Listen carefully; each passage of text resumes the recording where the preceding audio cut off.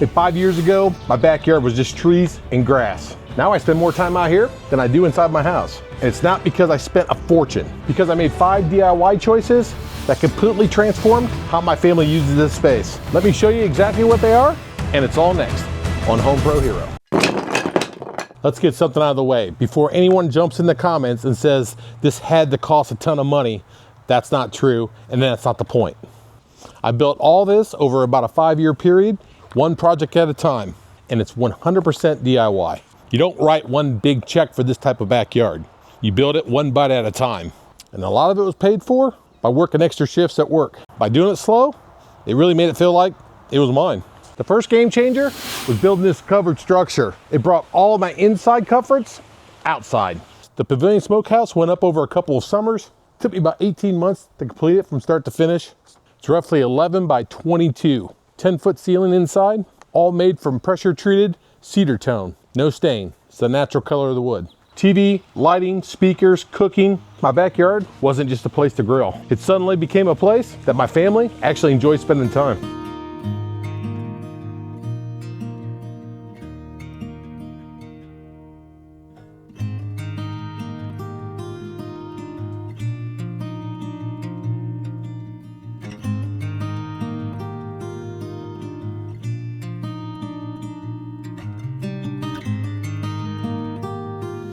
Second thing, one grill just isn't enough.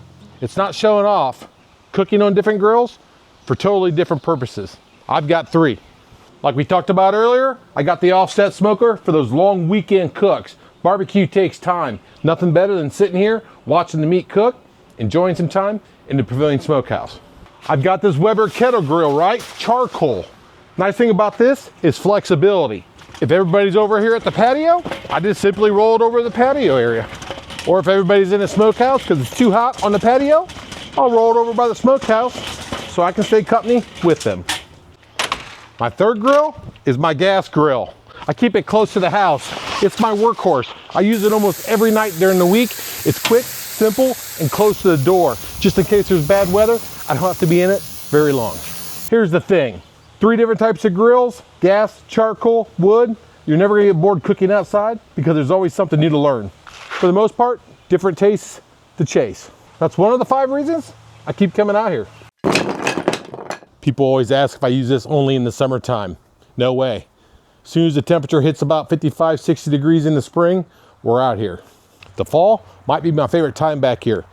Throwing a sweatshirt on, having a fire, looking at the colors and all the trees, the fall in Indiana, it's a pretty cool atmosphere. Even in the wintertime, we'll bundle up, start a fire, enjoy being outside for an hour or 2 in the middle of the winter. Next up, hardscapes. Most people go cheap concrete or overpay for expensive stamped concrete. Pavers solve both problems. It doesn't look authentic, it is authentic. It's a classic look. They're roughly quarter the cost of concrete. As real as they get, and here's the key, you can expand them anytime without visible seams or color shades from one thing to another. That's huge, especially if you DIY it like I did. I originally laid down the walkway and the patio. I then later completed the second phase of the pavers by a sidewalk leading to the smokehouse, along with the floor inside. No joke, pavers are tough to do, but man, the reward, the payoff when they're done is flat incredible. The transition from the house to the ground softens, it looks intentional, not just stone dumped in the yard. And when you pair them up with curved flower beds, plants, something magical happens. The look of straight concrete walkways pushed up against the house is horrendous, and it's hot. This patio is where we gather during the early mornings and evenings when the sun's not so brutal. Great place to read a book, at least according to my wife and daughter. I got 4 Trex chairs around my smokeless fire pit, anchored by a solo stove. We love our solo stove, no smoke. We have 10, 15, 20 fires a year, throw in some s'mores and some drinks. It's a great night. It's a totally different vibe than the shaded smokehouse, but it's another reason to be outside during different times of the day. When you start to layer all these spaces, the entire backyard becomes super usable.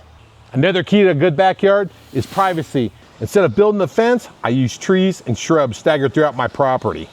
It looks way better, feels natural, and creates an authentic woody retreat that actually matches my environment. My house sits in the woods, but I had to keep certain areas open for utilities and access. So staggering stuff can make that happen without being so noticeable. So I planted different types of trees and shrubs, not in a straight line, but staggered, to block sight lines from the street while still looking intentional and beautiful. Here's another thing. Maintaining plants like this and like that gives you another reason to come outside. You're trimming, pruning, caring for them, watching them grow. It's just not about privacy. It's about creating and maintaining a space that's yours. And that engagement keeps you coming back, or at least it does for me in my life. Good advice is plan for the future. Don't plan for just what you want today. Look, and just FYI, I got plenty wrong along the way. If I could go back, I would tell myself to run the electrical wires, sprinkler lines, the drainage lines early. That way you don't have to do it after the fact and redo a lot of work that you already did. And finally, outdoor lighting. When the sun sets, nighttime lighting changes your backyard from nice to magical. And the best part, most of this is all completely DIY friendly.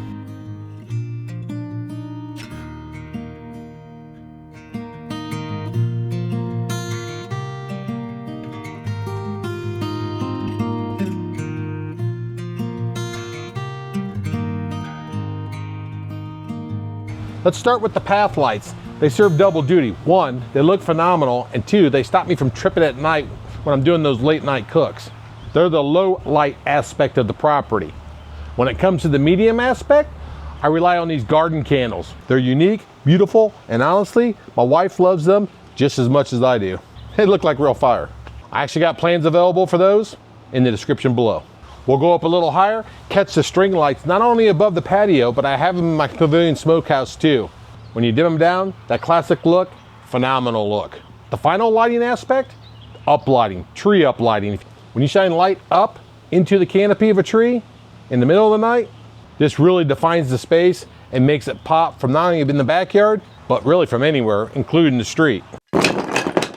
If I'm being real with you, cooking out here, the lighting, the entertainment, the fire, that's not actually why I love to be out here. It's really time away from the screen, enjoying outside like I did when I was a kid. You just simply can't put a price on that. These 5 things, the covered structure, the grill stations, the hardscapes, the natural privacy, and the lighting. They're not complicated at all. And some of them are super DIY friendly. But all those together completely will change how your family uses their space outside. At least it did for my family. All the links to what I talked about and the plans of all my DIY projects are in the description below.